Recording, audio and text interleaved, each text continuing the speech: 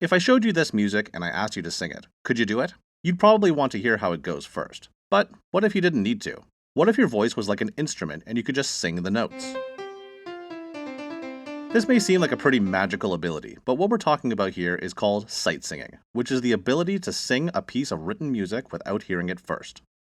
Being able to sight sing means you can play new music more accurately and with higher confidence because you already know what it's supposed to sound like just by looking at it.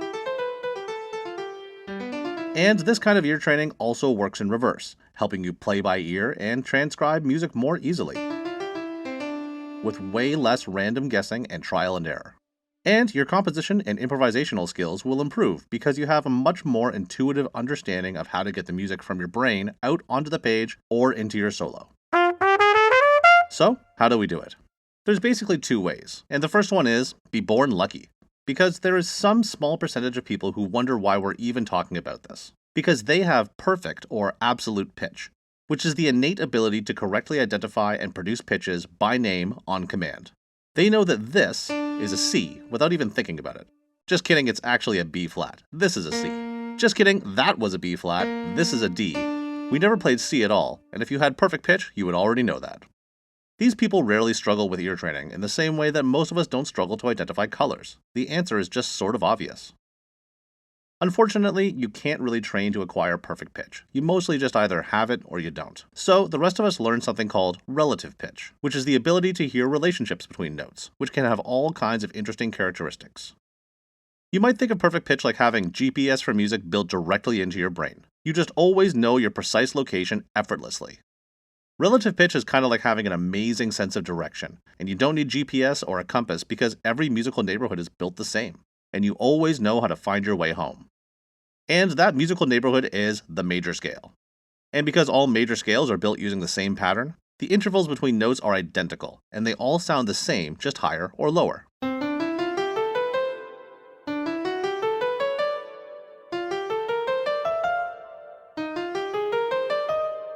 And when we talk about home as far as the major scale is concerned, we're talking about the first note of the major scale, which in nerdy music theory talk is often referred to as the tonic.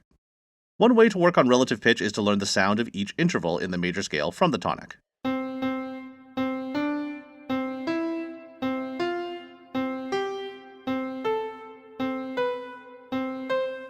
Many people like to use familiar songs to help learn to sing and identify these intervals. And do feel free to pause and try some of these out for yourself.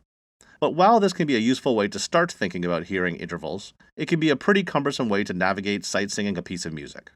And as the context of each interval changes through the song, it can get really confusing. So we go back to that concept of home, the tonic, and take it one step further by identifying all the notes with special labels. And there are a few ways to do that. First, there are these technical labels of notes that your teacher might want you to learn, but I find they're a bit more useful for studying harmony rather than sight singing.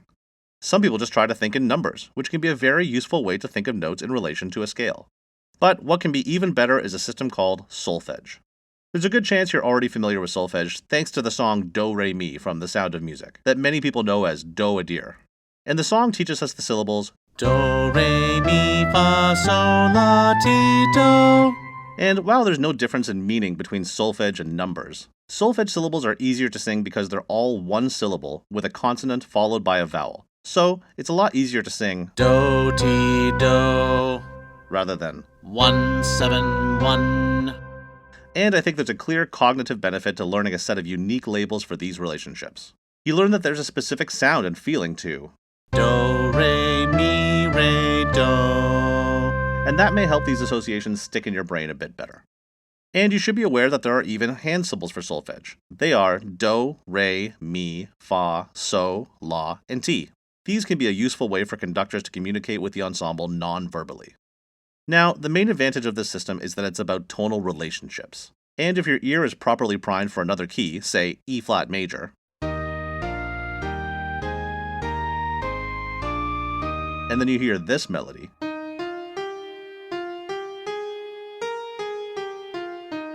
you can learn to identify it as Do, Re, Mi, Fa, So, Fa, Mi, Re, Do.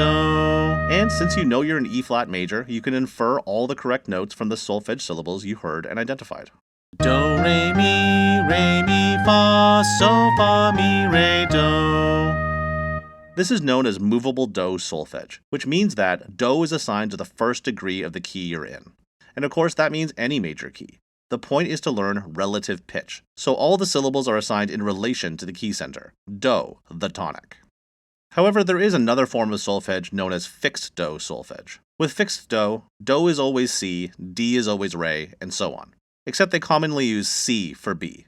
But those syllables don't move with the key at all. But it's important to note that movable and fixed do are not different ear training systems in competition with each other. Fixed do is just how some languages name notes instead of letters. We call the note C, and they call it do, and that's kind of it. And really, it's the concepts of movable do that matter here. It mostly doesn't matter what naming conventions you use, because like a lot of things, you often just prefer the version that you were exposed to first, and it can be difficult to make such a fundamental switch later on. Next, we need to talk about accidentals, and solfege has a system to express any raised or lowered note in a single syllable that's easy to sing, and the naming scheme is mostly consistent. But some accidentals show up way more than others, so let's start with those. The third note of the scale is normally called mi, but with a lowered third, we call it me. So instead of do, re, mi, re, do, then you get do, re, mi, re, do, do, re, mi, fa, so, fa, mi, re, do, mi, so, mi, do. The next most common is raised 4, and instead of fa, we use fi. So instead of do, re, mi, fa, so, you get do, re, mi, fi, so, so, fi, mi, re, do, do, so, fi, so, do. The next most commonly used accidentals are flat 6 and 7, and instead of la and ti, we call them lay and te. So instead of your usual do, re, mi, fa, so, la, ti, do, you get do, re, mi, fa, sol, la, te, do.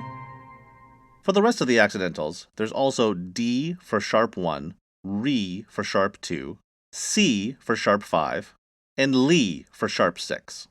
And for the flats, there's also de for flat 1, fe for flat 4, and se for flat 5. And the last few do break the naming convention, but they're also rarely encountered anyway. There's ra for flat 2, and for sharp 3 and 7, I like to use my and tie. And of course, these syllables apply to all other keys relative to the key center. And when we say sharp 4 or flat 3 or whatever, we really specifically mean raised or lowered a semitone from how the note usually appears in the scale, which is important because every other scale other than C has some number of notes with sharps or flats. Here are a few examples in other keys to show how raised or lowered notes can be natural or even double sharps or double flats. Feel free to pause and inspect in detail if you like, because for now we have to move on to minor scales. There are 2 ways to handle minor scales in solfege. My preferred solution for minor scales is do-based minor, which means that minor scales are treated like a modification of the major scale. So a natural minor scale would be do, re, mi, fa, sol, la, te, do. This accounts for the altered notes and keeps do as the first and last note of the scale, just like the major scale because do is home. And the harmonic minor scale is treated similarly. Do, re, mi, fa, sol, la, ti, do. However, some people prefer another system that's known as la-based minor, which is based on the fact that minor scales are related to the major scale. For instance, these 2 scales are relative major and minor. The notes of E flat major and C natural minor are identical. The difference is the starting point. C minor starts on la of E flat major, so you could think of minor scales as being based on la. La, ti, do, re, mi, fa, sol, la. And the harmonic minor would be la, ti, do, re, mi, fa, si, la. So you do whatever feels the most natural or whatever your teacher wants. But most people have a strong preference for one system or the other. Let me know in the comments if you hear this as me, re, do, or do, ti, la. So how do you practice this? A few ways. First, sing scales and scale patterns in solfege. Do as many variations as you can, and try doing it outside of the practice room while doing other things, like in the shower or doing dishes or driving in the car. The more, the better. And as I covered extensively in my video on sight reading, the only way to get good at sight singing is sight singing. So try sight singing. Start with a beginner method book or collection of etudes and build up the complexity over time. If you get lost or aren't confident, check yourself against a piano, and you'll just get better with practice. There's also an excellent service called the Sight Reading Factory. I've been a fan of them for a long time because this website can create new music to sight read instantly and infinitely on demand. It works for every instrument, and you can even create multiple transpositions simultaneously for classroom settings. And you can either project the music to the front of the classroom or push it directly to student devices. The difficulty and settings are highly customizable, so you can focus on whatever you want to focus on, like a specific key or time signature, or go full random and challenge yourself. And you can even customize it to add note names or solfege syllables in Movable Do or in fixed Do. And it also adjusts these syllables for Do or law-based minor. There's free play mode or challenge mode, as well as auto assessment to get immediate feedback on how well you did. And teachers can even create assignments for classes right there on the site. I really can't recommend the Sight Reading Factory highly enough. Use my code BRADHARRISON at checkout to save 10% off your first year. Finally, if you'd like some one-on-one coaching on this or any other musical topic, I teach lessons online. Head on over to my website to get in touch and set up an appointment.